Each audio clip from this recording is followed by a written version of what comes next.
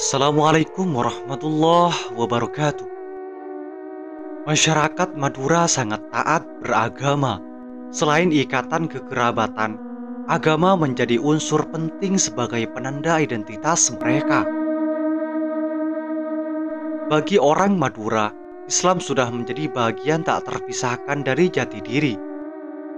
Jika ada orang Madura yang memeluk agama lain selain Islam, identitas kemaduraannya bisa hilang sama sekali. Lingkungan sosialnya akan menolak dan orang yang bersangkutan bisa terasing dari akar Maduranya. Selain itu, masyarakat Madura memiliki jati diri suka bekerja keras, berani mempertahankan kebenaran dan harga diri, senang merantau dan mereka tergolong sebagai pemeluk Islam yang fanatik. Kedengarannya aneh jika ada orang Madura yang tidak beragama Islam. Tidak mengherankan jika di dalam beberapa rumah mereka terdapat langgar-langgar atau muslah pribadi. Meskipun tak jauh dari tempat tinggal mereka terdapat masjid sebagai tempat beribadah pada tingkat desa atau dusun.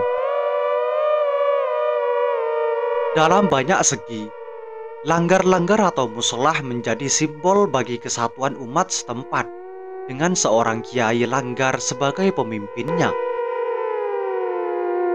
Hampir di setiap rumah orang Madura terdapat bangunan langgar yang sekaligus sebagai simbol ketaatan mereka terhadap agama Islam yang diyakininya.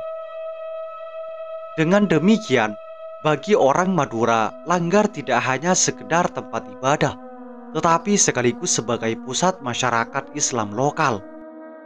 Sebuah institusi Islam tampak mempunyai keasliannya sendiri dalam kehidupan masyarakat Madura. Berbeda dengan para kiai pesantren yang tinggal bersama para santrinya dalam kompleks yang relatif terpisah dari penduduk desa di sekitarnya. Para kiai langgar merupakan pemimpin umat dalam kehidupan sehari-hari. Di samping sebagai guru mengaji, seorang kiai langgar adalah seorang imam dan sekaligus tokoh masyarakat Islam setempat. Selain itu, tidak ada tujuan hidup yang lebih tinggi bagi sebagian besar orang Madura, kecuali menjalankan syariat Islam yang sempurna. Islam merupakan hal suci yang harus dibela dan dipertahankan. Betapa pentingnya nilai agama terungkap dari ajaran apental syahadat asapo angin apa jung Allah. Manakala agamanya dihina, mereka bersedia berkelahi sampai mati. Bagi mereka, mati karena Islam surgalah tempatnya. Berdasarkan ketaatan beragama mereka, masyarakat Madura dikenal pula sebagai masyarakat santri. Masyarakat Madura memandang bahwa antara ketaatan dalam melaksanakan ajaran agama Islam dan melestarikan ajaran asli berjalan secara bersama. Di Madura orang lebih kenal pondok pesantren daripada sekolah formal. Hampir setiap orang Madura pernah mondok, tetapi belum tentu mereka mengenyam pendidikan formal. Tidak sedikit orang Madura yang fasih membaca huruf Arab, tetapi tidak dapat membaca huruf Latin. Golongan bukan santri di Madura hampir tidak ada. Artinya semua anak pernah belajar mengaji di langgar, pesantren atau madrasah.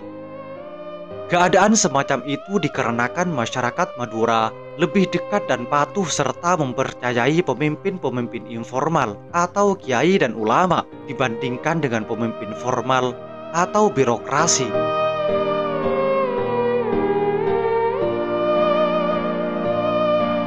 Di antara orang Madura, kedudukan kiai lebih ditinggikan, sehingga kiai atau ulama sebagai elit masyarakat memainkan peran yang sangat dominan dan dihormati oleh sebagian besar masyarakat Madura. Di samping itu, Madura terkenal dengan sebutan Pulau Garam, 1000 pesantren, dan Serambi Madinah. Citra Madura sebagai masyarakat santri sangat kuat. Menjadi seorang haji misalnya, merupakan impian setiap orang Madura, dan mereka akan berusaha keras untuk mewujudkannya. Seolah-olah kesempurnaan hidup telah dapat dilampauinya jika bisa mengunjungi tanah suci melaksanakan ibadah haji. para pemeluk agama Islam di Madura juga telah mendirikan beberapa lembaga pendidikan Islam seperti madrasah dan pesantren. Pesantren merupakan pendidikan yang sangat longgar, terutama dari segi pendanaan. Selama pesantren masih dibutuhkan masyarakat, peranan pemimpin agama di Madura tetap akan besar. Dengan begitu, kiai atau ulama bagi masyarakat Madura merupakan figur seorang yang dipatuhi dan dipercaya.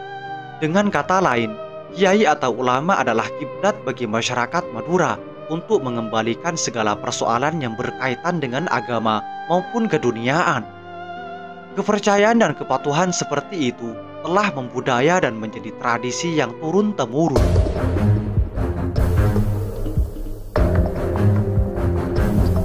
Selain kiai, terdapat elit lokal informal yang disebut belater. Berbeda dengan kiai, kaum belater ini berangkat dari dunia hitam, namun keberadaannya cukup diperhitungkan oleh beberapa kalangan, seperti masyarakat dan politisi. Karena belater adalah orang kuat di lingkungan para bandit yang mempunyai komunitas sendiri di Madura. Mereka sangat dikenal di dunia hitam. Tradisi carok yang jamak diketahui orang juga diperankan oleh belater. Dalam dunia kesenian seperti remoh, belater juga turut memberikan andil yang cukup besar di dalamnya.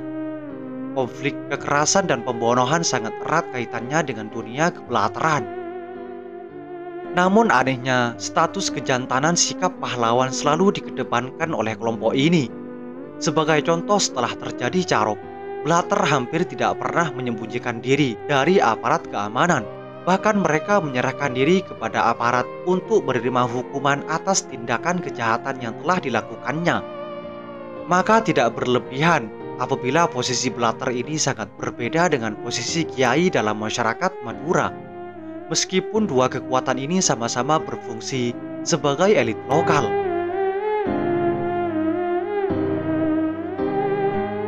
Itulah elit lokal Madura dan sisi kehidupan kaum belater.